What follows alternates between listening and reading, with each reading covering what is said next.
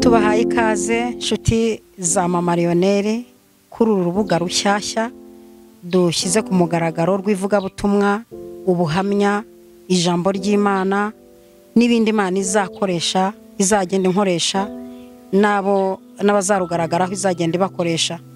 Ubu ni uburyo bushyashya nk'uko iterambere rigenda riza, twagiye dukorana n'Imana mu buryo butandukanye, mu ivugabutumwa ry'icyaro, ivugabutumwa ryo ku misozi, ivugabutumwa ryo mu nsengero, aho hose Imana yagiye ikorana natwe iby'ubutwari, igenda idushyigikira mu gihe twaririmbaga, twabwirizaga ijambo ry'Imana mu byumba by'amasengesho, muri groupe y'abantu bake, mu nsengero, mu biterane. Ubu ni uburyo bushya Imana ishyizeho bwo gukorana namwe mu ikoranabuhanga.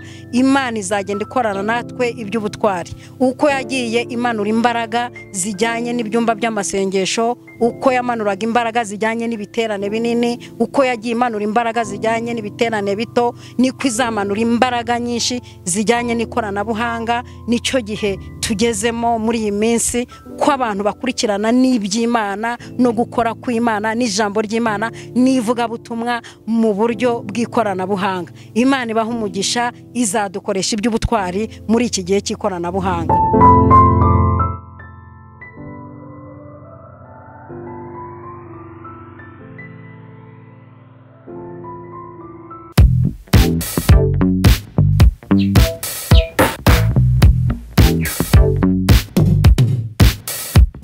Nshuti bakundwa, ahangaha niho tuzajya tuganirira ijambo ry'Imana, ubuhamya butandukanye nk'uko twakoranye umurimo w'Imana ku mbuga zitandukanye, naho kandi nzakomeza gukoreraho.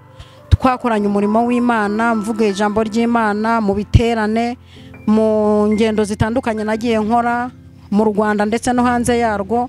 Nkuko mu nkunda muri inshuti zanjye, abankurikirana muri Amerika, ukankurikirana uri muri Aziya, nkurikirana uri muri Zambia, ndetse ukankurikirana uri Kibabara aho mvuka, aho abantu benshi banze Imana nkoresheje ibitangaza, unkurikirana uri hirya no hino, Aziya, Afrika, inshuti zanjye, abakunzi banjye.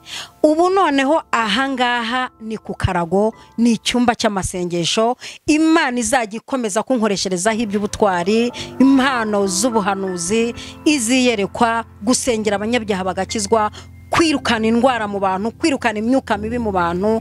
Aha niho ugiye kongera ukajya ubona ibihe bya kera wari warabuze, impano z'amandiko za zindi, impano zo kuguruka, impano z'ibitangaza. Aha niho ugiye kujya ukurikirana bya bihe wari warabuze. Ibi dutangiye ntabwo ari iby'uno munsi, ibi dutangiye ntabwo ari iby'uno mwaka. Kuva na kera ijambo ry'Imana ryavugaga ko tuzavuga ubutumwa kugeza ku mpera y'isi. Reka dusome ijambo ry'Imana. Ibyakozwe n'intumwa igice cya mbere umurongo w'8 haravuga ngo, icyakora muzahabwa imbaraga umwuka wera nabamanukira, kandi muzaba abagabo kumpamya i Yerusalemu n'i Yudaya yose n'i Samariya no kugera ku mpera y'isi. Imana ihabwa icyubahiro. Imana izakomeza gukorana natwe iby'ubutwari ku mpera z'isi, hafi na kure.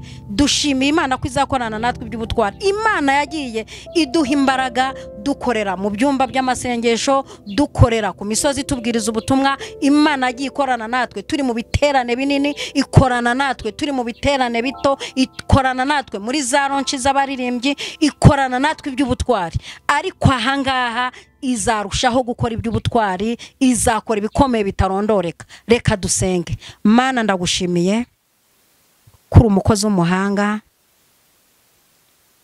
ukoze ikintu gikomeye, umurimo wawe urawaguye muri jye.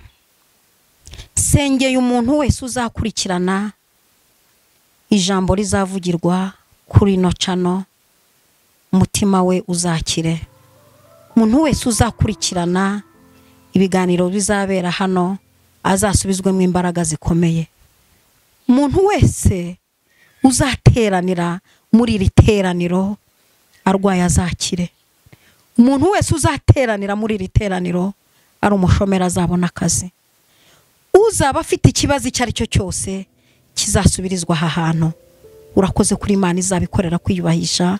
Bisenze shima mu izina rya Data wa twese, Mwana n'Umwuka wera. Amen. Nubundi muzakomeza kunkurikiranira kuri urubuga rushyashya rwa Mama Lionel. Imana ibaha umugisha mwinshi cyane. Imana izakomeza gukorana natwe iby'ubutwari. Imana ibaha umugisha mwinshi cyane.